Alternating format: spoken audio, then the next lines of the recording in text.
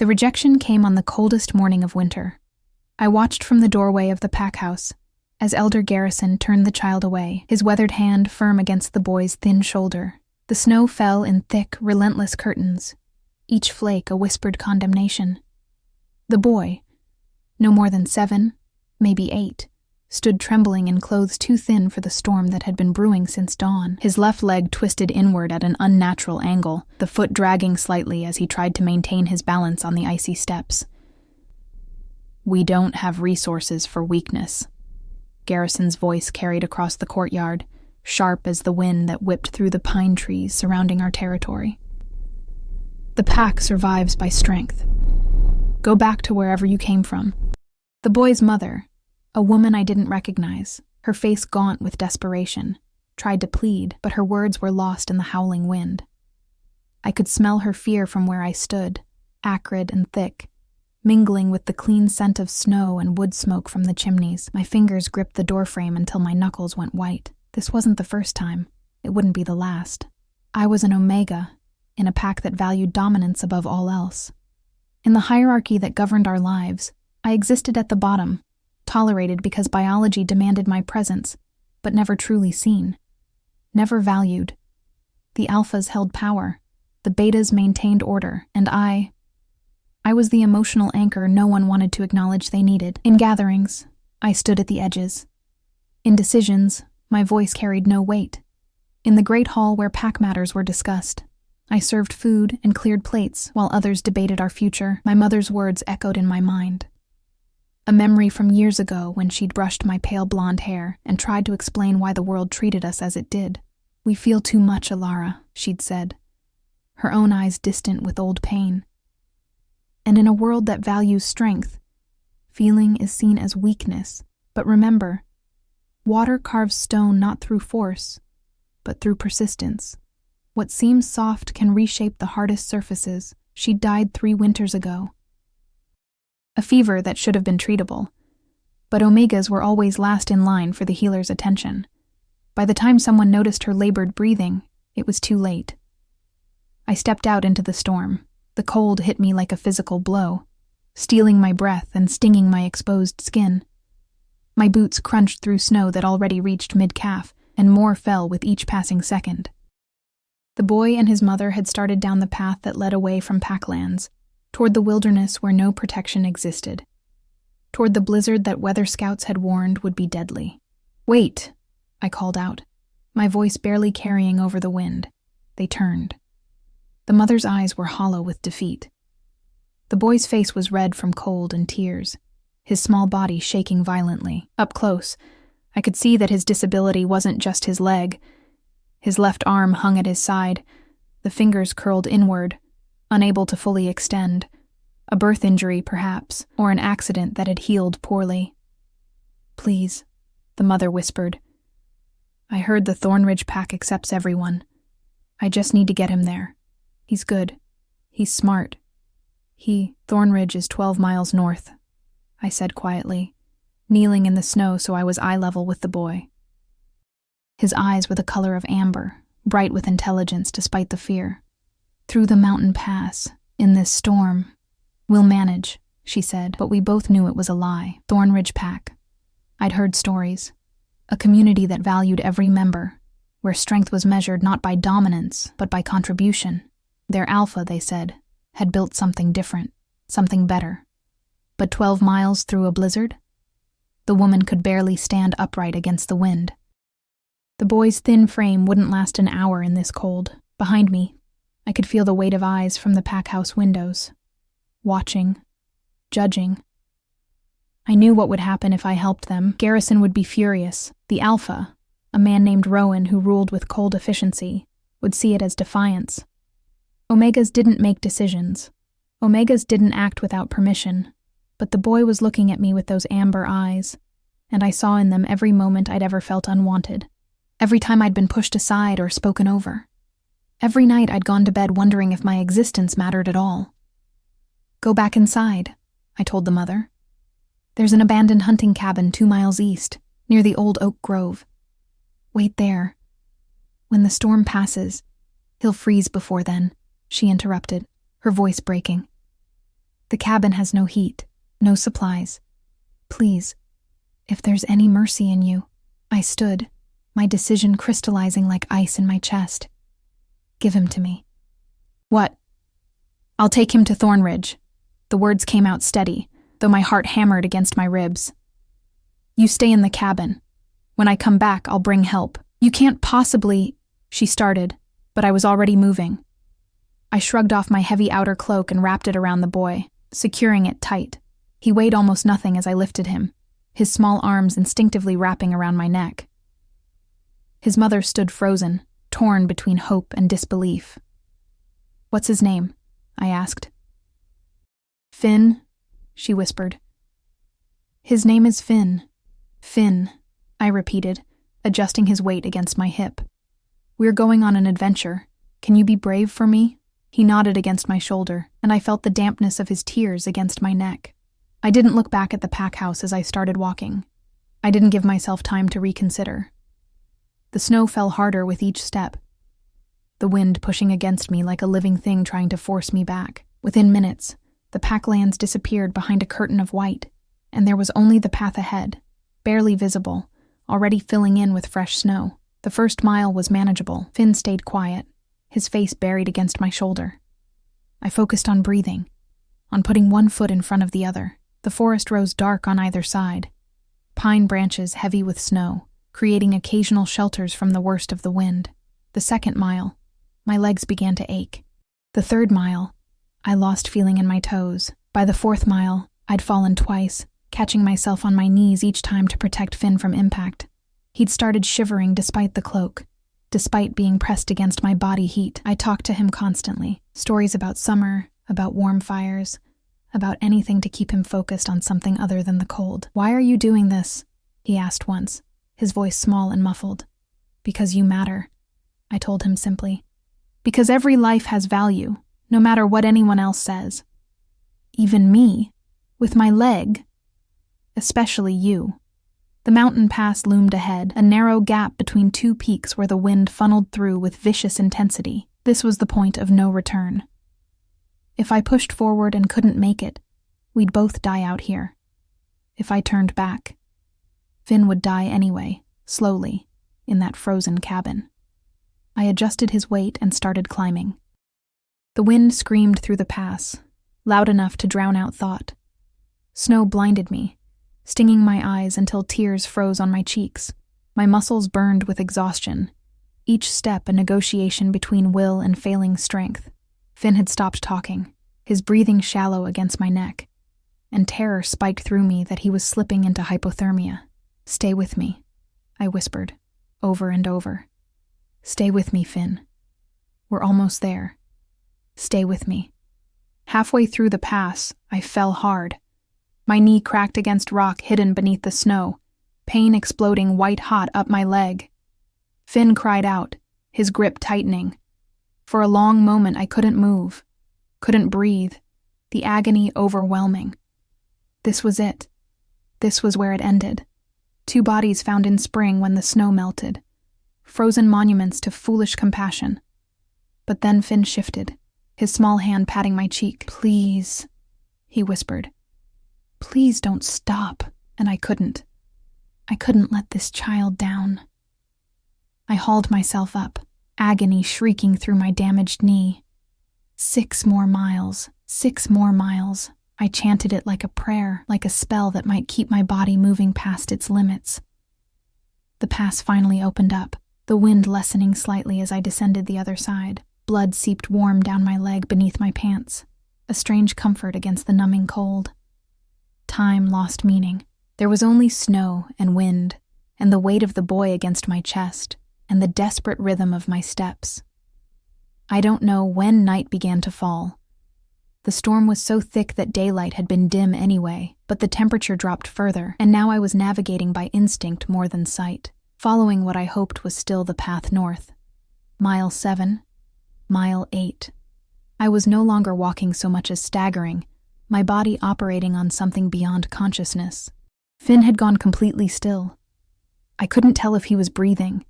Panic gave me a burst of adrenaline, and I pushed faster, whispering desperate pleas into the storm. Mile 9. My vision tunneled. The world narrowed to the next step. The next breath. Nothing else existed. Mile 10. I fell again.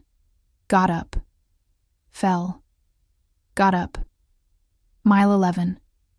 Through the blinding snow, a light appeared. Faint. Impossible. Maybe a hallucination. I stumbled toward it anyway, because what else could I do? The light grew stronger. Shapes emerged. Buildings. A settlement. Smoke rising from chimneys. Voices shouted through the wind. Figures running toward me. Strong hands caught me as my legs finally gave out, and someone was taking Finn from my arms, and I wanted to protest, but no words would come. She walked through the blizzard, a voice said, awed. 12 miles. With a child. Get them both inside. Now. Hypothermia protocol. Who is she? The boy. He's alive, barely. Someone get Alpha Dante. Immediately. The name registered dimly. Alpha Dante. Leader of Thornridge Pack. I tried to focus on the face above me. Dark eyes in a weathered face, expression shocked. But everything was fading. The boy, I managed through chattering teeth. Finn, help him, please. We've got him, the voice assured me. We've got you both. You're safe now, safe. The word felt foreign. Arms lifted me, carrying me through doors into overwhelming warmth. I fought to stay conscious, needing to see that Finn was okay, but my body had other plans. The last thing I saw before darkness took me was a tall figure entering the room, power radiating from him like heat, his silver eyes locking onto mine with an intensity that pierced through my fading awareness. Then nothing. I woke to the sound of crackling fire and hushed voices. For a long moment, I couldn't remember where I was or how I'd gotten here. My body felt simultaneously heavy and weightless, wrapped in softness that seemed impossible after the biting cold. Warmth surrounded me, real warmth, not the desperate friction of movement through snow, but the gentle heat of a well-tended hearth and thick blankets. Memory crashed back. The blizzard. Finn. 12 miles through hell. My eyes snapped open. I was in a small room with log walls, a stone fireplace casting dancing shadows across hand-woven rugs and simple but sturdy furniture. Sunlight streamed through a window, bright against fresh snow outside. How long had I been unconscious? Hours? Days? Easy, a gentle voice said. A woman appeared at my bedside, middle-aged, with kind eyes and healer's hands that pressed me back against the pillows when I tried to sit up. You're safe. You're in Thornridge territory, in the healer's lodge. Finn, I managed, my throat raw. The boy, alive and recovering, thanks to you. She smiled, bringing a cup of warm broth to my lips. Drink slowly. Your body went through an ordeal. The broth was heaven, rich and nourishing, heating me from the inside. I drank greedily until she pulled it away with a knowing look. Small sips, or you'll make yourself sick. I'm Maya, the pack healer. You've been sleeping for nearly 20 hours. 20 hours. The storm would have passed by now. I thought of Finn's mother, alone in that frozen cabin, not knowing if her son lived or died. There's a woman. She's waiting in... We know. Alpha Dante sent a team at first light. They brought her here. She's with her son now. Maya's expression softened. What you did. I've been a healer for 30 years, and I've never seen anything like it. 12 miles through a blizzard, carrying a child. Your knee is badly damaged. You walked the last 3 miles on what should have been an incapacitating injury. The frostbite on your toes and fingers was severe. We weren't sure. She trailed off, and I looked down at my hands. They were bandaged, and when I tried to wiggle my fingers, pain shot through them. Dull and throbbing, but present. That was good. Pain meant nerve damage wasn't total. Will I lose anything? I asked quietly. No. Remarkably no. You got here just in time. Maya studied me with open curiosity. An omega. That's what I'm told you are. I'll admit I'm surprised. The strength it would take, the sheer will. Desperation, I corrected. Not strength. I disagree. A new voice entered the conversation, deep and commanding. Strength comes in many forms. I turned toward the doorway and felt my breath catch. The man who entered was unlike any alpha I'd ever encountered. He was tall, well over 6 feet, with broad shoulders and the bearing of someone accustomed to authority. But it was his eyes that arrested me, silver gray, like storm clouds, set in a face that might have been carved from stone for all its harsh angles. Dark hair touched with gray at the temples spoke of maturity, and scars marked his hands and forearms. A warrior's body, but one carried with controlled grace rather than aggressive dominance. This was Alpha Dante. I'd heard stories, but stories never captured reality. He moved into the room with quiet purpose, and I felt the instinctive response every Omega had to Alpha presence, that pull toward submission, toward making myself smaller. I fought it, holding his gaze even as my heart raced. "You're awake," he said simply. "Good." I was beginning to worry. "You were worried? About me?" Something flickered in those silver eyes. Surprise, maybe, or amusement. "You're a guest in my territory who nearly died delivering a child to safety." "Yes, I was worried. I'm Dante Reeves. You're in the Thornridge Packlands." "Alara," I said, then realized he was waiting for more. "Alara Winters, from the Shadowpine Pack to the south." Shadowpine. His expression hardened slightly. "I know of them. Elder Garrison runs things there while Alpha Rowan focuses on other matters."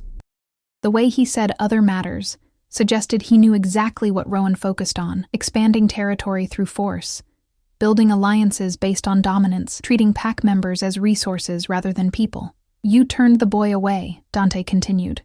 And though his tone remained even, I heard the edge beneath it. Garrison told Finn's mother that weakness had no place in Shadowpine. "I didn't turn him away," I said, more sharply than I'd intended. "I had no authority to accept or reject anyone. I'm an Omega. I'm nobody. Yet you're the one who saved him." The words hung in the air between us. Maya quietly excused herself, slipping from the room with the practiced discretion of someone who knew when to give privacy. The fire crackled and popped, filling the silence. Dante pulled a chair to my bedside and sat, his movements deliberate. This close, I could see the fine lines around his eyes, the silver threading more prominently through his dark hair than I'd first noticed. He had to be in his early 40s, perhaps. Older than most alphas I'd known, who tended to die young in challenges or battles. "Tell me," he said, "why did you do it? Does it matter?" "Yes." I looked away, toward the window where snow gleamed brilliant in the sunlight. How could I explain the accumulation of every slight, every dismissal, every moment of being treated as less than? How could I articulate the desperate need to prove, even to myself, that my existence had meaning? "He was going to die," I said finally. His mother was going to watch him die, knowing she'd tried everything and it hadn't been enough, and no one else cared. No one else was going to act. So I did. Even knowing it might kill you. I'm an Omega in a pack that doesn't value Omegas. My death wouldn't have mattered much anyway. The words came out more bitter than I'd intended, and I saw Dante's jaw tighten. He leaned forward, elbows on his knees, those intense eyes searching my face. "Your death would have mattered. That boy's death would have mattered. Every life matters, Alara. Here in Thornridge, we've built something different from the old ways. Strength isn't just physical dominance. It's also courage, compassion, the will to act when others won't." I wanted to believe him. Gods, I wanted to believe him, but I'd spent my whole life learning that words were easy and actions told the truth. "You say that," I whispered. "But you don't know what it's like to be invisible, to speak and not be heard, to offer help and be waved away because your help isn't wanted. Your opinions don't matter. Your feelings are inconvenient. You're right. I don't know what that's like." He paused, something shifting in his expression, vulnerability, quickly shuddered. "But I know what it's like to be misjudged, to have people see only what they expect to see and never look deeper." Before I could respond, a knock sounded at the door. A young man entered, Beta by his bearing, with sharp features and intelligent brown eyes. He nodded respectfully to Dante, then noticed me awake and smiled. "She's up. Maya said she was stirring. I'm glad. Finn's been asking about you constantly." "This is Owen," Dante said. "My second. He helped carry you inside." "Thank you," I said. Owen waved it off. Thank you for giving us something to believe in again, he countered. It's not every day someone walks through a killer blizzard to save a child. The whole pack's been talking about it. Embarrassment heated my cheeks. I wasn't used to positive attention. I just did what anyone would do, but that's exactly it, Owen said, excitement coloring his voice. You did what everyone else didn't do. Garrison turned that boy away. Your alpha knew about it and did nothing. But you, an Omega with no authority, no protection, you acted anyway. That takes guts. Dante stood, his height suddenly seeming to fill the room. Owen, give us a moment. The younger man looked between us, clearly curious, but nodded and left. The door closed softly, and Dante turned back to me. You can't go back, he said quietly. My stomach dropped. What? To Shadowpine. You can't go back there. Garrison will punish you for defying him. Rowan will see your action as undermining pack authority. At best, they'll isolate you further. At worst... He didn't finish, but he didn't need to. I'd known this on some level. The moment I'd lifted Finn and started walking, I'd known there would be consequences, but hearing it stated so plainly made it real in a way I hadn't been ready for. I have nothing, I said, hating how small my voice sounded. No family. No belongings except what I wore. No skills except... You have yourself. That's more than enough. Dante moved to the window, looking out over his territory. Stay here, in Thornridge. We can always use people with your kind of courage, your kind of heart. You don't know me. I could be... You carried a disabled child 12 miles through a blizzard when everyone else turned away. That tells me everything I need to know. He turned back, and the intensity in his gaze made my breath catch. I've spent 20 years building a pack where every member matters, where contribution is valued over dominance, where being different isn't a death sentence. But I'll be honest, we're not perfect. We still struggle with the old prejudices. Some pack members will question an Omega from another territory. You'd have to prove yourself again. I've been proving myself my whole life, I said quietly. I know, and I'm sorry for that. Something in his voice made me look up, and I saw genuine regret in his expression. The system is broken, but here, at least, we're trying to build something better. Will you stay? Will you help us? The question hung between us, weighted with possibility, a new life, a fresh start, but also uncertainty and the fear of hoping for something that might still be snatched away. I need to see Finn first, I said. I need to know he's really okay. Dante's expression softened, the first true smile I'd seen from him, and it transformed his severe features into something almost warm. Of course. Can you walk? With Maya's help and a sturdy cane, I managed to stand. My knee screamed in protest, and my bandaged toes throbbed. But I could move. That was enough. Dante offered his arm, and after a moment's hesitation, I took it. His strength was evident in the corded muscle beneath my palm, but he matched his pace to mine as we moved slowly into the hallway. The healer's lodge was larger than I'd realized. Multiple rooms opening off a central corridor, the smell of herbs and clean linen permeating the air. We passed several doors before stopping at one near the end. Dante knocked softly. Come in, a woman's voice called. Finn's mother sat beside a bed where the boy lay propped up with pillows, his small face still pale, but his amber eyes bright and alert. When he saw me, his face lit up with such pure joy that tears stung my eyes. You're okay, he exclaimed, trying to sit up further. His mother steadied him, her own eyes glistening. Thanks to you, she said, her voice thick with emotion. They told me what you did, walking through that storm, carrying him when you could barely stand yourself. I can't ever repay. You don't need to repay anything, I interrupted gently, moving to the bedside. Up close, I could see Finn's color was better, his breathing easier. I'm just glad you're both safe. The healers say his leg can be treated, his mother said, wonder in her voice. There's a healer here who specializes in bone work. They think with time and proper care he might even walk without a limp, and his arm. They have exercises, therapies, things I never knew existed. Finn grabbed my hand with his good one, his grip surprisingly strong. Are you staying? Please say you're staying. Alpha Dante said maybe you'd stay. I glanced at Dante, who watched from the doorway with an unreadable expression, then back at Finn, at his mother's hopeful face, at the warmth and care evident in this simple room. "Yes," I heard myself say. "I'm staying." And as I said it, I felt something shift inside me, the first fragile stirring of hope I'd felt in years. The first week in Thornridge passed in a blur of healing and adjustment. Maya kept me confined to the healer's lodge for 3 days, during which my knee stabilized and the worst of the frostbite receded. Finn recovered faster than I did. Children always did. Their resilience a gift of youth. By the 4th day, he was up and moving with a makeshift brace on his leg, chattering excitedly about everything he saw.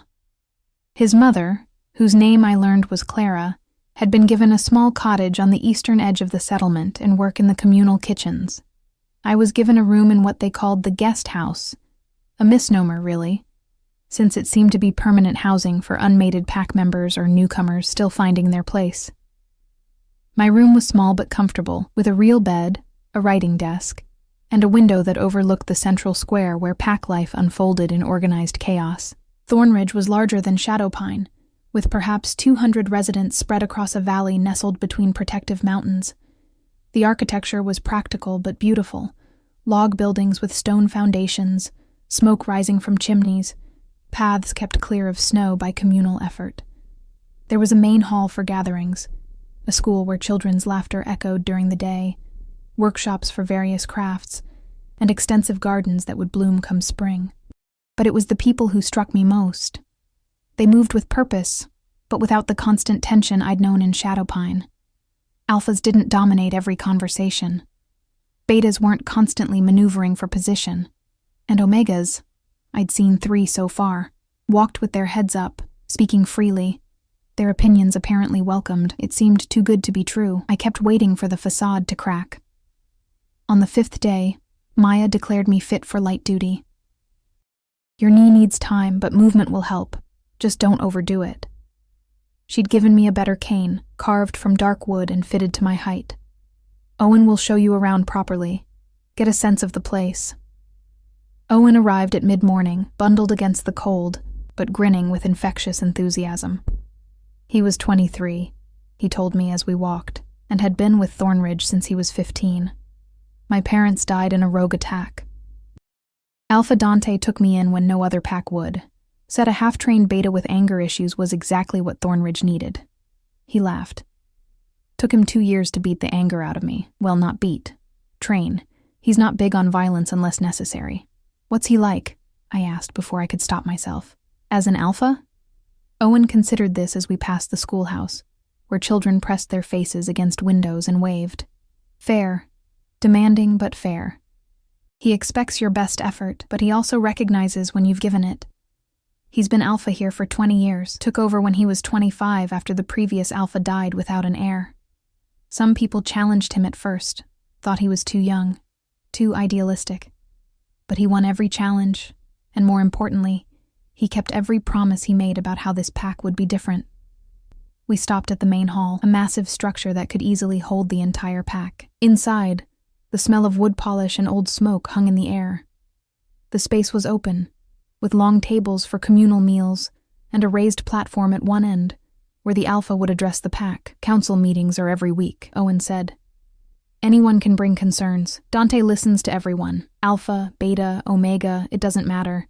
Decisions get made by consensus when possible, by alpha authority when necessary for safety." He glanced at me. "You'll be expected to attend, to participate." The idea was foreign and terrifying. "I've never... In Shadowpine, Omegas didn't attend council." "You're not in Shadowpine anymore," Owen said gently. "Here, your voice matters. Might take some getting used to, but you'll see." We continued the tour. The workshops where craftspeople created everything from furniture to weapons. The communal kitchens where Clara now worked alongside a dozen others. The training grounds where I spotted Dante himself working with a group of younger wolves. He moved with lethal grace, demonstrating fighting techniques with patience and precision. Even from a distance, his presence commanded attention. He looked up as we passed, those silver eyes finding mine across the space. Something passed between us, acknowledgement, curiosity, something else I couldn't name, before Owen guided me onward. "He's unmated." Owen said casually, and I nearly tripped over my cane. What? Alpha Dante, unmated, has been forever. There was someone years ago, but it didn't work out. Since then, nothing serious. Owen studied me with knowing eyes. People talk. About you. About what you did. Some are saying, don't, I interrupted. Whatever they're saying, don't. But Owen just smiled. I'm just saying, you've caught his attention. And Dante doesn't give attention lightly. The thought made my stomach flutter in a way that was entirely inappropriate. I was a refugee in his pack, dependent on his generosity. Whatever interest he might have was likely just alpha responsibility for a new member, nothing more. We ended the tour at the pack library, a smaller building lined floor to ceiling with books, scrolls, and records. An older woman with silver hair and sharp eyes looked up from her desk. Owen, and this must be our brave Omega, she stood, moving with the careful grace of advanced age. I'm Margaret. I maintain the pack histories and teach the older children. You're welcome here anytime. The library became my sanctuary over the following days. Margaret had texts on everything. History, healing, agriculture, philosophy. I devoured them, hungry for knowledge I'd never had access to in Shadowpine. Margaret seemed pleased by my interest, often pulling specific volumes for me, engaging me in discussions that challenged and expanded my thinking. It was in the library, 2 weeks after my arrival, that Dante found me again. I was deep in a text about traditional Omega roles in ancient packs when his scent reached me, pine and winter air and something uniquely him. I looked up to find him standing in the doorway, snow dusting his dark hair, still in training clothes despite the cold. Owen said I might find you here, he said. Do you have a moment? Margaret conveniently remembered an errand that required her immediate attention, leaving us alone among the stacks. Dante moved to the window, and I noticed tension in his shoulders that hadn't been there before. There's a situation, he said without preamble. A delegation from Shadowpine will be arriving tomorrow. My blood ran cold. Why? They're requesting your return. Garrison claims you stole pack resources, namely the supplies you took when you left. He's demanding either your return or compensation. Dante's jaw tightened. It's bullshit, of course. A cloak and some provisions aren't grounds for extradition, but he's making noise about pack rights and territory violations. I didn't steal anything, I said, fear making my voice sharp. I took my own cloak. I had nothing else. I know, and I have no intention of sending you back. He turned to face me fully, and the intensity in his gaze made my breath catch. But this is pack politics. I have to receive them, hear their case. You'll need to speak at the council meeting tomorrow night. Defend yourself publicly. Can you do that? The thought of facing Garrison, of standing before the entire Thornridge pack and recounting what happened, made my hands shake. But I forced myself to nod. Yes, I can do that. Good. He moved closer, and I caught the full force of his presence. The power that hummed beneath his skin, the alpha dominance that should have made me submit but instead made me want to stand taller. Ilara, I want you to understand something. You're under my protection now. Garrison can demand all he wants, but he won't touch you. Not while I'm alpha here. Why? The question escaped before I could stop it. Why protect me? You barely know me. I know enough. His voice dropped lower, intimate, despite the public setting. I know you walked through a blizzard to save a child. I know you've spent every day since helping Clara adjust, reading to Finn when he can't sleep, learning everything you can about how to contribute to this pack. I know you're strong in ways that have nothing to do with dominance and everything to do with character. Heat flooded my cheeks. You're watching me. Everyone's watching you, he corrected, a hint of amusement touching his severe features. You're the Omega who defied an entire pack. You're interesting. But yes, I'm watching you. I watch everyone in my pack. It's my job. Is that all it is? Your job? The question hung between us, bold and dangerous. I saw something flicker in those silver eyes. Surprise, perhaps, or heat. But before he could answer, the library door opened, and Margaret returned with exaggerated noisiness, clearly giving warning of her presence. Oh, still here, are we? I'll just be in the back if you need anything. Dante stepped back, the moment broken, but the tension still thrumming in the air between us. Tomorrow night, he said. Council meets at sunset. Be ready. He left, and I sank into my chair, my heart racing. Margaret emerged from the back, one eyebrow raised knowingly. That man, she said conversationally, has been Alpha for 20 years, and hasn't looked at anyone the way he looks at you. Just thought you should know. I spent the rest of the day preparing my testimony, rehearsing what I would say, but my mind kept drifting back to silver eyes and unspoken questions. The next evening arrived too quickly. The main hall filled as sunset painted the sky in shades of orange and red. I sat near the front, Clara beside me for moral support, Finn on her other side. The pack filed in, alphas and betas taking seats without apparent hierarchy, several omegas scattered throughout. I recognized faces from around the settlement, people who'd smiled at me in passing, or helped me navigate my new home. Dante entered last, commanding immediate attention without saying a word. He wore formal clothes, dark leather and fur, the traditional garb of pack authority. He took his place on the raised platform, Owen and 2 other advisors flanking him. This council is called to order, Dante's voice carried to every corner of the hall. We have guests from Shadowpine Pack.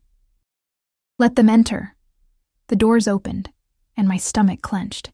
Garrison entered first, his weathered face set in hard lines. Behind him came 2 enforcers, large alphas whose names I didn't know, but whose reputation for brutality I'd heard whispered about. And behind them, unexpectedly, came Alpha Rowan himself. Rowan was younger than Dante, perhaps mid-30s, with the kind of classical good looks that masked a cold, calculating mind. His eyes swept the hall before landing on me, and I saw something ugly flicker in their depths. Alpha Dante, Garrison began, his voice carrying false respect. We appreciate you receiving us. We've come for what belongs to Shadowpine. I'm aware of your claim, Dante said evenly. State it formally for the council.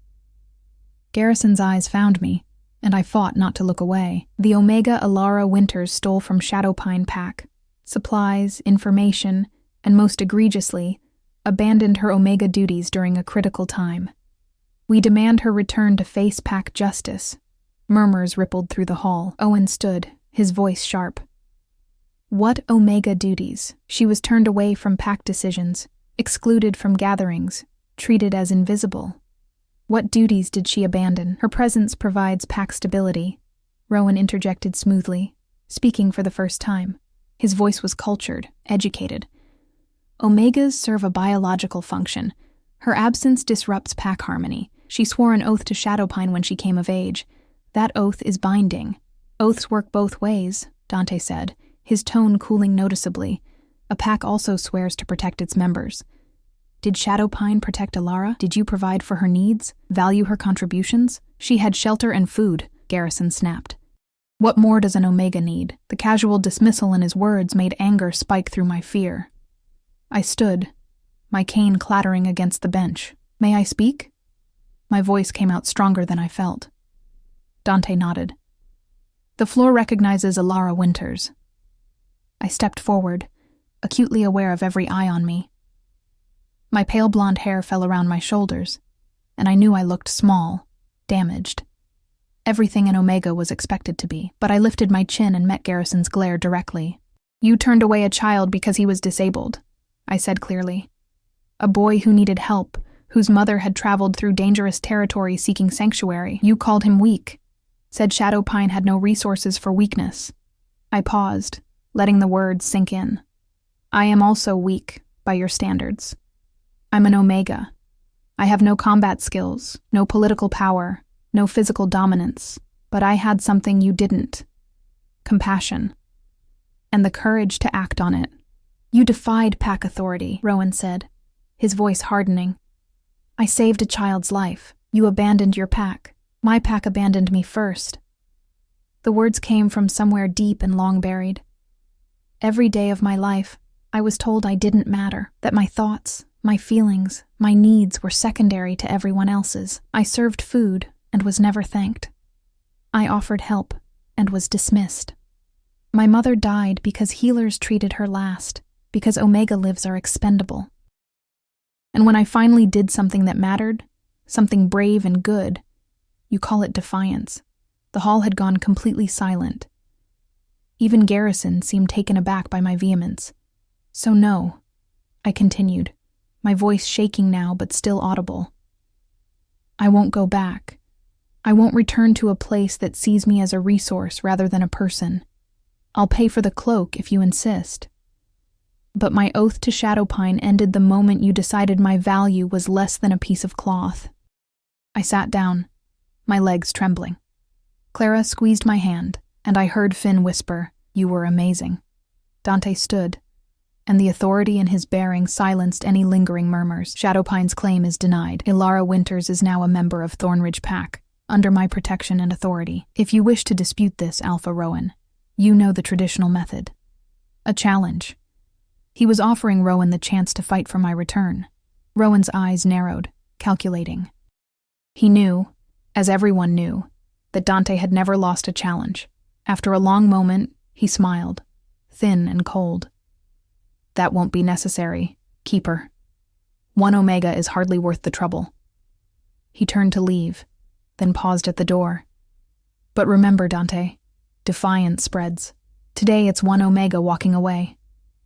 Tomorrow it might be your own pack questioning your authority. Think carefully about what precedents you set." The threat hung in the air as the Shadowpine delegation left. The doors closed behind them, and the hall erupted in conversation. Dante's eyes met mine across the space, and in them I saw pride, approval, and something that made my heart race. I had stood my ground. I had found my voice, and for the first time in my life, people had listened. Winter deepened into February, and with it came a transformation I hadn't anticipated. The council meeting had changed something fundamental in how the pack viewed me, and how I viewed myself. People who'd been polite but distant now greeted me by name. Conversations that had been superficial became genuine. I was invited to join work groups, asked for my opinions, included in the daily rhythms of pack life in ways I'd never experienced. But it was Dante's attention that unsettled me most. He seemed to be everywhere I turned. When I helped in the communal kitchens, he'd appear for the midday meal, always finding a reason to speak with me. When I read to the children at the schoolhouse, a role I'd taken on after Margaret suggested it, he'd observe from the doorway, a slight smile softening his severe features, as I did silly voices for the characters. When I worked in the library, organizing texts and helping Margaret with cataloging, he'd stop by with questions that seemed designed more to prolong conversation than to actually need answers. "He's courting you," Clara said one afternoon as we prepared vegetables in the kitchen. Finn sat nearby, working on reading exercises Margaret had assigned, his leg brace propped against the table. "Everyone can see it except apparently you." "He's just being welcoming," I protested, though my cheeks heated. "I'm a new pack member. He's checking on my integration." "Oh yes. I'm sure that's why he watches you like you're the only person in any room." Clara's knowing smile made me want to hide. "Ilara, the man is clearly interested. The question is, are you?" Was I? The question kept me awake that night, staring at the ceiling of my small room. Dante was attractive, certainly. Those silver eyes haunted my dreams more often than I cared to admit. He was intelligent, fair-minded, strong without being cruel, everything an alpha should be. But he was also the alpha. The power differential was enormous. And I was still finding my footing, still learning what it meant to be valued rather than tolerated. Getting involved with him, if that's even what was happening, felt dangerous in ways that had nothing to do with physical threat. The next morning brought unexpected visitors. I was in the library when raised voices from outside drew me to the window. A group had arrived at the settlement's edge, perhaps 20 people, haggard and afraid. Children clung to their parents. Several people bore injuries, bandages visible beneath inadequate winter clothing. Refugees, like I had been, not so long ago. I found Dante already at the main gate, Owen beside him, both assessing the situation. The group's leader, a woman perhaps in her 50s with gray-streaked hair and a weary face, stepped forward. "Alpha Dante, I'm Sylvia, from the Ridgeback Pack to the west, or what's left of it." Her voice cracked. 3 days ago we were attacked. Rogues, more than we'd ever seen in one place, organized like I've never witnessed. They overwhelmed our defenses, killed our alpha and most of our fighters. Those of us who survived, we had nowhere else to go. Your pack's reputation for accepting refugees is our last hope. Dante's expression remained neutral, but I saw the tension in his shoulders. 20 more mouths to feed, more people to house and protect.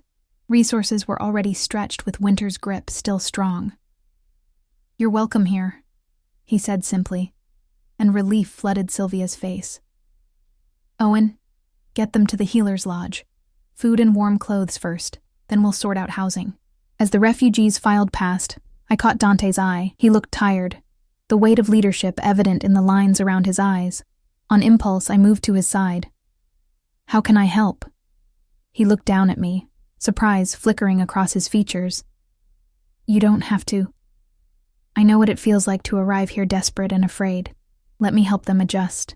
Something warm entered his expression. Thank you. Thank you. I spent the next several days working closely with the Ridgeback refugees. Most were betas, but there were 2 omegas among them, a young man named Thomas and an older woman named Ruth. Both were traumatized, jumpy at sudden sounds, their eyes holding the haunted look of those who'd witnessed horrors. I sat with them in the healer's lodge, sharing my own story of arrival, listening to theirs. Thomas had lost his mate in the attack. Ruth had watched her son die defending the pack. Their pain was raw and immediate, and I found myself drawing on reserves of strength I hadn't known I possessed. It gets easier, I told them, though the words felt inadequate.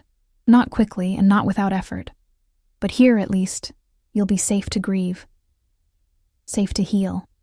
It was Ruth who asked the question I'd been avoiding thinking about. Is it true what they say, that you walked through a blizzard to save a disabled child? That you stood up to your old pack and won? I nodded slowly. I did what needed doing, nothing more. That's everything, Thomas said quietly. That's exactly what we need to learn how to do again. How to be brave when everything feels impossible. Their words stayed with me as I returned to my room that night. The settlement was quieter than usual, the new arrivals already settling into temporary housing. I'd just removed my boots when a knock sounded at my door.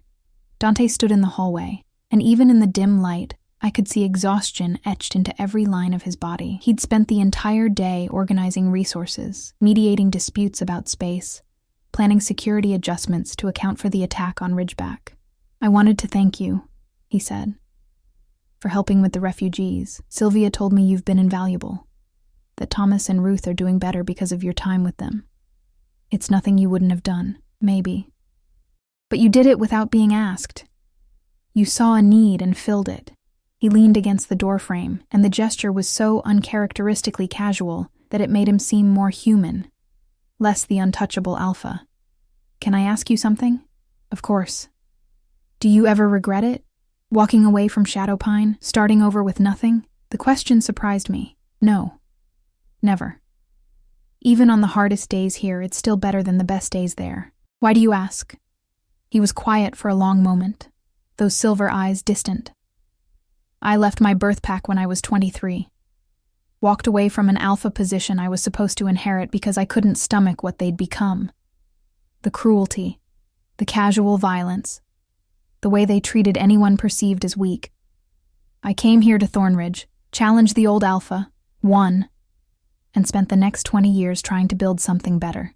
You succeeded, I said softly. This place is remarkable. Is it? There was something vulnerable in his voice now, a crack in the alpha facade. Some days I look around and see all the ways we still fall short, the prejudices that linger, the fear that makes people default to old patterns. I wonder if I've really changed anything, or just created a prettier version of the same broken system. I stepped closer, drawn by the raw honesty in his words. Dante, you gave me a home when I had nothing. You listened when I spoke, valued my contribution, protected me when my old pack came demanding my return. You took in 20 refugees today without hesitation. If that's failure, I don't know what success looks like. His eyes found mine, and the intensity in them made my breath catch. We were close now, close enough that I could see the fine silver threading through his dark hair, the small scar above his left eyebrow, the way his pulse beat in his throat. Ilara, he said, my name a low rumble that I felt in my chest. I need you to know. A commotion outside interrupted him. Shouts, running feet. Dante's entire demeanor shifted instantly, the alpha rising to the surface. We both moved to the window. Fire. One of the storage buildings was burning, flames visible even from this distance. And around it, shapes moved in the darkness. Too many, too coordinated. "Rogues," Dante breathed, then turned to me with fierce urgency. "Stay here. Lock the door. Don't open it for anyone but me or Owen." "Dante." But he was already gone, moving with lethal speed toward the chaos. I watched from the window as the pack mobilized. Fighters pouring from houses, forming defensive lines. The rogues were numerous, their attack clearly planned to maximize confusion and damage. I should have stayed in my room, should have followed Dante's orders. But I thought of Clara and Finn in their cottage on the eastern edge, of the refugees too traumatized and disoriented to fight effectively, of Thomas and Ruth who'd already lost everything once. I grabbed my cloak and the sturdy walking stick Owen had made for me after the cane proved too fragile for rough terrain. My knee had healed well enough for movement, though it still ached in cold weather. I slipped out into the chaos. The settlement was a maze of smoke and shadows. I moved along the edges, away from the main fighting, toward the refugee housing. Screams echoed from multiple directions. The acrid smell of smoke burned my lungs. I found Ruth crouched behind an overturned cart, her eyes wild with terror as a rogue advanced on her position. He was young, maybe 20, but his eyes held the feral emptiness of someone who'd abandoned all humanity. Without thinking, I swung my walking stick at his knees. The impact sent him sprawling. Ruth scrambled up, and together we ran toward the main hall where non-combatants were supposed to gather. We collected 3 more people along the way, 2 children separated from their parents, and an injured beta from Ridgeback. The main hall was already filling with civilians. Margaret directed people with calm efficiency, while several betas guarded the doors. I helped Ruth inside, made sure the children found their frantic parents, then turned back toward the door. "Where are you going?" Margaret demanded. "Clara and Finn. They're in the eastern cottages. I have to." "You'll get yourself killed." "Maybe. But I can't hide here knowing they might need help." Margaret's expression softened. "You're going to give me gray hair, girl. Take Lucas with you." She gestured to one of the beta guards. "And come back alive, or Alpha Dante will have both our heads." Lucas and I moved through the settlement together, using back paths and staying low. The fighting seemed concentrated near the storage buildings and main square. The rogues' target clearly the food supplies. Smart, in a cruel way. Destroy the food stores, and even victory would taste like defeat when starvation followed. We found Clara's cottage intact, but empty. "The schoolhouse," Lucas said. "She helps there during the day. She might have gone there with Finn." The schoolhouse was farther, on the northern edge. We'd have to cross through more dangerous territory. But what choice did we have? We moved carefully, but halfway there, a rogue spotted us.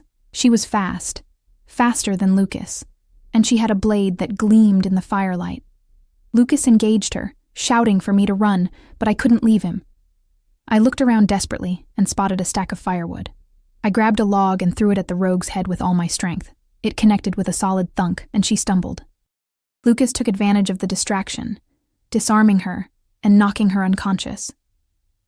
"Omegas aren't supposed to fight," he panted, grinning despite the danger.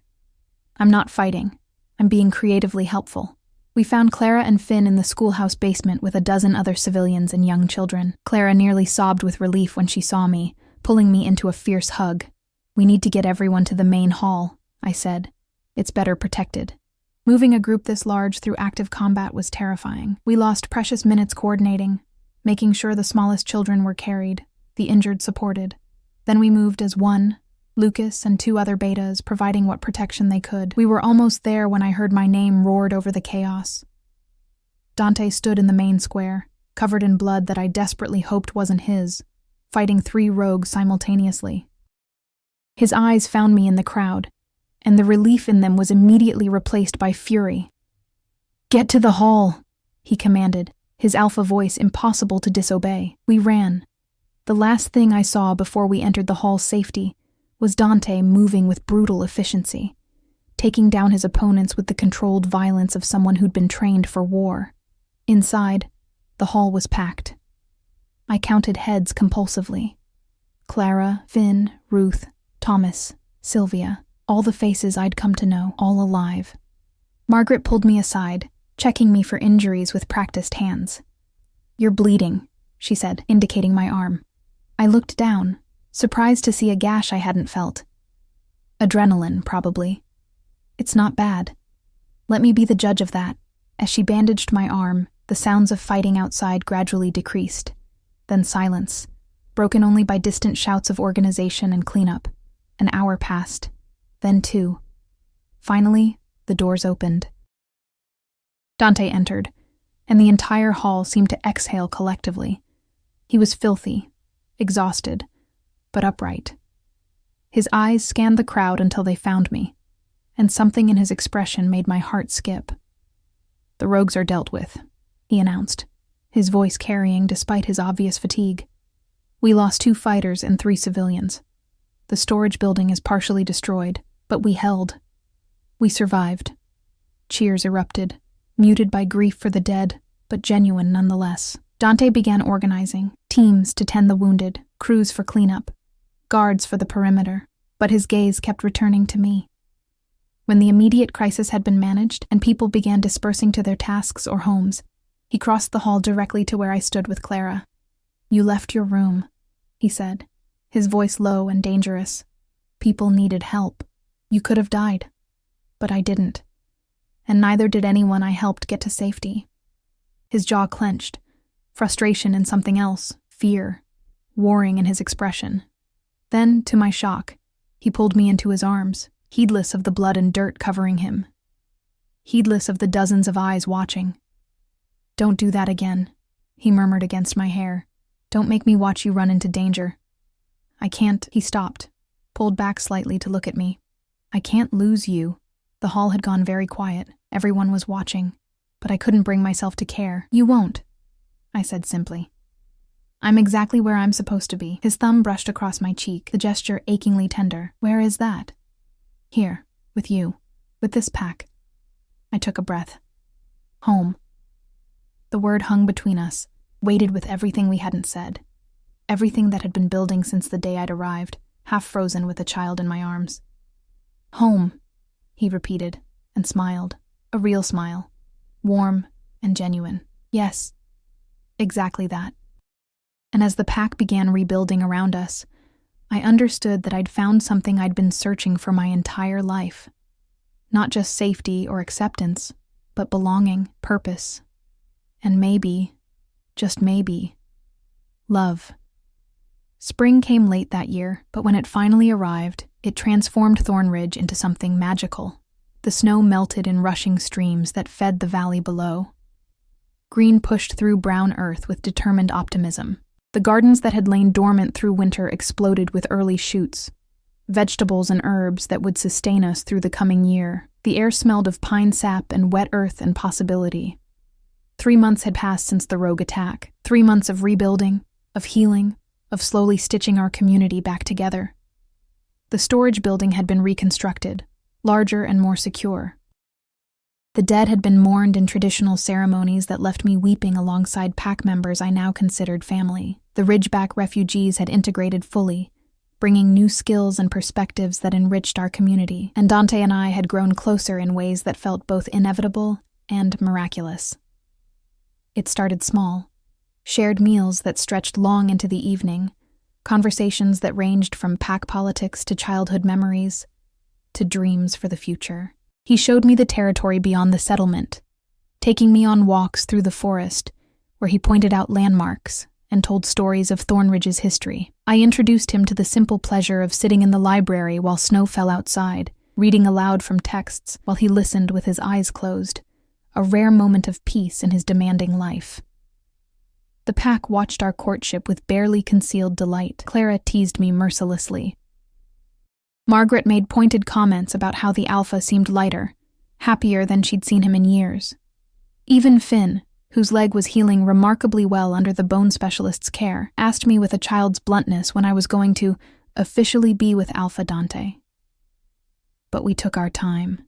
After lifetimes of moving too fast or not at all, we savored the slow burn of getting to know each other deeply, before acting on the attraction that hummed between us like electricity. It was Owen who finally forced the issue, in his own chaotic way. "You're both being ridiculous," he announced one afternoon in the main hall, where I was helping prepare for the spring equinox celebration. "Everyone knows you're in love. You know you're in love. Just make it official already before the tension drives the rest of us insane." I felt my face flame red. "Owen, he's not wrong," Clara chimed in, grinning as she arranged early wildflowers in vases. "The way you two look at each other could start fires. Just admit it already." Before I could formulate a response, Dante himself entered the hall. His timing was either spectacularly bad or perfectly orchestrated. I suspected Owen had arranged it. His silver eyes found me immediately, and the warmth in them made my breath catch. "Alara, do you have a moment? I need to discuss something with you."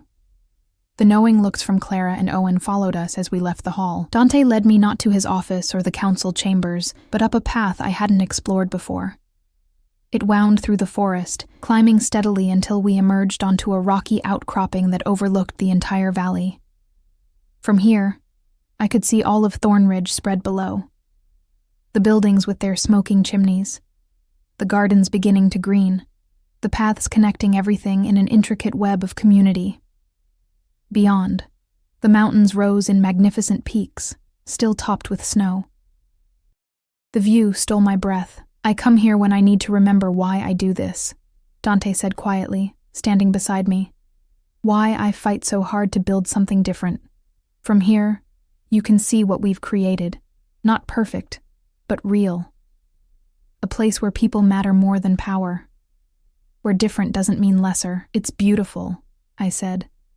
And I wasn't just talking about the view. He turned to face me fully, and the vulnerability in his expression was startling. This powerful alpha who commanded respect and obedience from hundreds looked at me with something close to nervousness. "Alara, these past months with you have been... I don't have words adequate to describe what you've brought to my life. You challenge me. You see me, not just the alpha, but the man underneath. You make me want to be better, to build something even more extraordinary than I dreamed possible." He took my hands in his touch warm and solid. "I've been alone for a very long time. By choice, mostly. I convinced myself that leadership required isolation, that emotional attachment was a liability. But you've shown me that connection is actually strength, that allowing myself to care doesn't make me weak. It makes me more effective, more whole." My heart hammered in my chest. "Dante, let me finish, please." He smiled slightly. "I've been practicing this speech for weeks, and if I don't get it out now, I'll lose my nerve." He took a breath. "I'm not asking you to be my mate. Not yet. I know you're still finding your footing, still discovering who you are outside of Shadowpine's shadow. But I'm asking if you'll consider it, if you'll let this thing between us develop naturally into what I hope, what I believe it could become." Tears pricked my eyes. "You want me to be your mate, but I'm just... don't." His voice was firm but gentle. "Don't diminish yourself. You're not just anything. You're brave and compassionate and strong in ways that matter more than physical dominance ever could. You're the woman who saved a child when no one else would act, who stood before the council and claimed her worth, who ran into danger to help refugees you barely knew. You're exactly who I want beside me. If you'll have me." I looked out over the valley, this place that had become home, these people who had become family. I thought about the girl I'd been in Shadowpine, invisible and voiceless, convinced her life would never amount to anything significant, and I thought about who I'd become here. Someone who spoke up, who acted, who mattered. "I'm terrified," I admitted, looking back at him. "Of disappointing you. Of not being enough for an alpha, for a pack that depends on your leadership. He stopped my words with a gentle finger against my lips. "You could never disappoint me. You're already everything I need and more than I deserve. But I understand the fear. We'll go slow. We'll figure it out together. No pressure, no expectations beyond honesty and respect. Can you accept that? Could I?" Could I allow myself to believe that this powerful, remarkable man saw value in me, that I deserved happiness, love, partnership? My mother's voice echoed in memory. Water carves stone not through force, but through persistence. I'd been persistent. I'd survived and pushed forward even when everything told me to give up. And now, standing on this mountain with spring blooming around us, and a man who saw me, truly saw me, offering his heart, I realized that maybe survival wasn't enough anymore. Maybe I was allowed to actually live. Yes, I said, the word coming out strong and sure. Yes, I'll consider it. I'll let this grow into whatever it's meant to be. Because I paused, gathering courage. Because I'm already falling in love with you, have been for weeks, maybe since that first moment in the healer's lodge when you promised me I was safe. The smile that broke across his face was radiant, transforming his severe features into something beautiful. He pulled me close, his arms wrapping around me with a tenderness that belied his strength. I fell in love with you the moment you opened your eyes in that lodge, and your first words were concern for the boy, he murmured against my hair. Everything since has only confirmed what I knew then, that you're extraordinary. We stood like that for a long time, wrapped in each other as the sun climbed higher and warmed the valley below. Eventually, we made our way back down, hand in hand, and the pack's reaction to seeing us together, truly together, was immediate and joyful. The spring equinox celebration that night became an unofficial announcement of our courtship. Dante stood before the assembled pack and spoke of new beginnings, of growth and transformation, and his eyes never left mine. When the formal speeches ended and the celebration shifted to music and dancing, he pulled me into his arms for a dance that felt like a promise. "Are you happy?" he asked as we swayed to the music. "More than I ever thought possible," I answered honestly. The months that followed were full of joy and challenge in equal measure.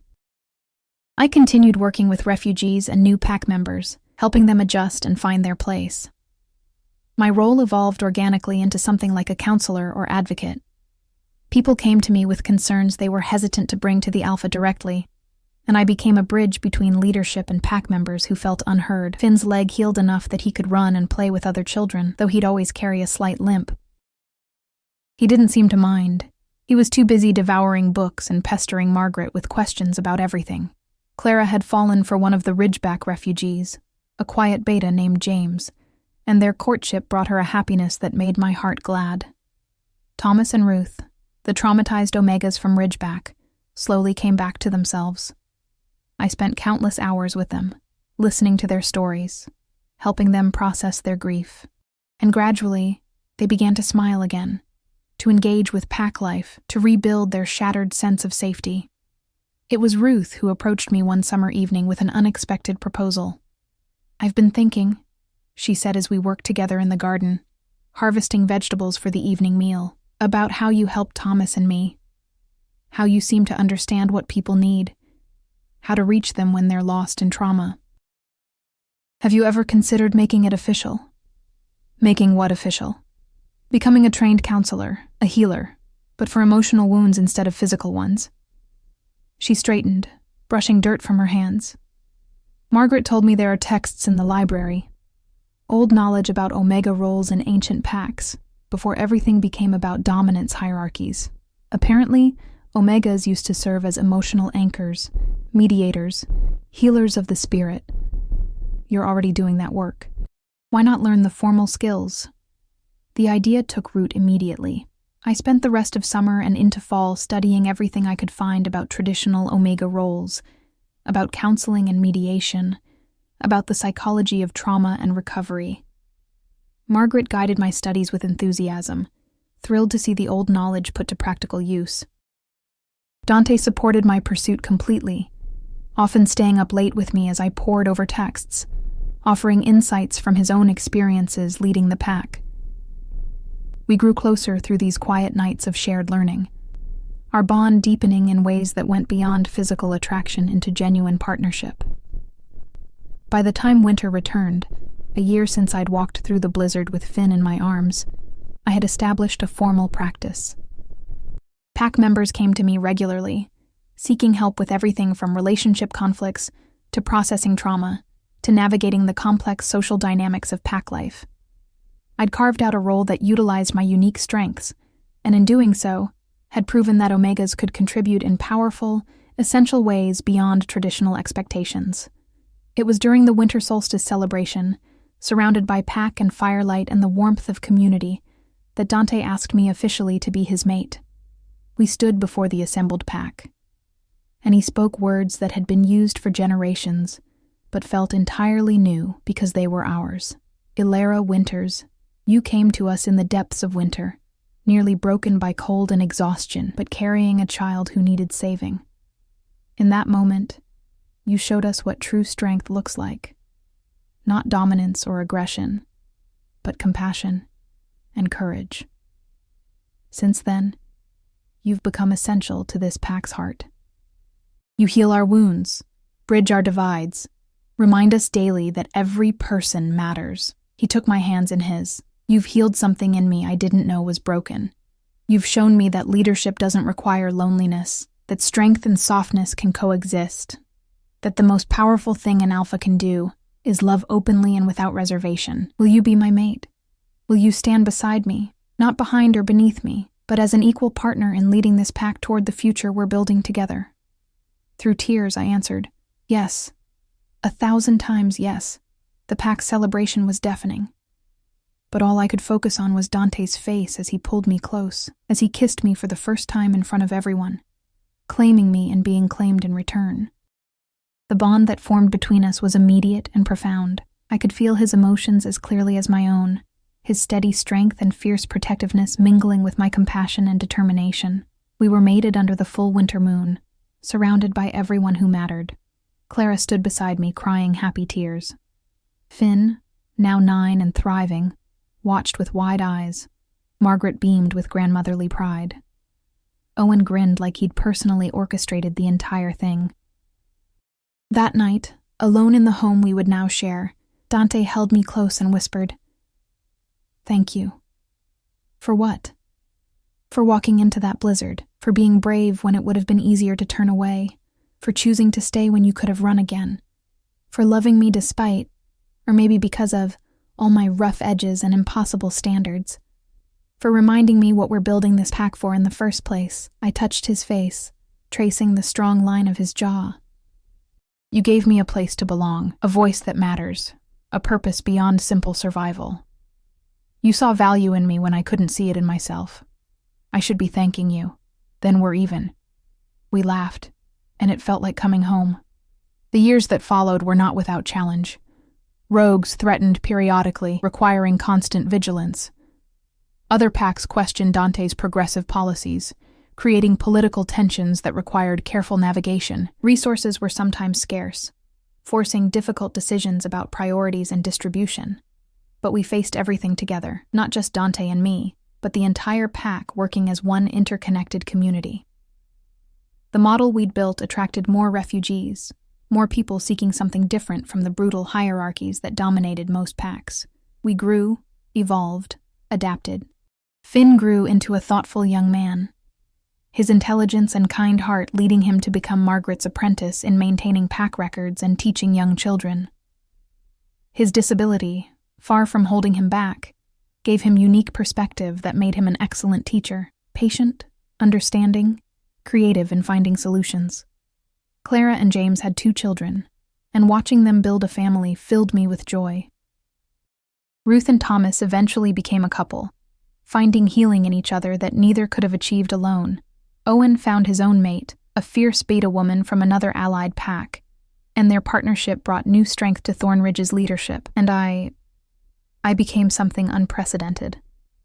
Not just Alpha's mate, but a recognized leader in my own right. The title they gave me was Heart of the Pack, neither alpha nor subordinate, but an essential third pillar of leadership alongside Dante and Owen. My role was to ensure no voice went unheard, no pain went unacknowledged, no person fell through the cracks of our community. 5 years after I'd arrived half frozen with a child in my arms, I stood on the same rocky outcropping where Dante had first asked me to consider being his mate. The valley had grown, more buildings, more gardens, more life. Children played in the square below. Smoke rose from chimneys. Laughter echoed on the wind. Dante came up behind me, wrapping his arms around my waist and resting his chin on my shoulder. We stood in comfortable silence, watching our pack, our family, live and thrive. "Do you ever regret it?" I asked. Taking in a desperate Omega with no credentials and questionable judgment? I felt him smile against my hair. "Every single day." I elbowed him gently, and he laughed. A sound that still made my heart soar even after years of marriage. "I regret nothing," he said seriously. "You're the best decision I ever made. You and this." He gestured to the valley. "Everything we've built together." I turned in his arms to face him. Silver eyes met mine, still as intense as that first moment in the healer's lodge, but now filled with love and partnership and shared history. "We did build something remarkable," I agreed. "A place where a disabled boy can grow into a confident teacher, where traumatized refugees can heal and find purpose, where an overlooked Omega can become essential, where strength is measured not by dominance, but by contribution, where an aging Alpha can finally understand that true power comes from connection, not isolation," he added softly, "where love is strength, not weakness." Below us, a group of children ran past. Among them, I recognized several with disabilities or differences that would have gotten them rejected from traditional packs. Here, they played alongside everyone else, valued and included. My throat tightened with emotion. This was what I'd walked through that blizzard for. Not just Finn's life, though saving him had been the catalyst. But for this. A world where everyone mattered, where compassion wasn't dismissed as weakness, but recognized as essential, where being different was celebrated rather than condemned. "I love you," I told Dante, the words as natural as breathing. "I love you too," he replied. "My heart, my mate, my equal." As the sun set over Thornridge, painting the sky in shades of orange and gold, I understood that my journey from invisible Omega to essential leader wasn't about proving my worth to others. It was about recognizing my own value, claiming my voice, and having the courage to act when action was needed. I'd walked 12 miles through a blizzard carrying a child who needed saving, but in doing so, I'd also saved myself, and that made all the difference.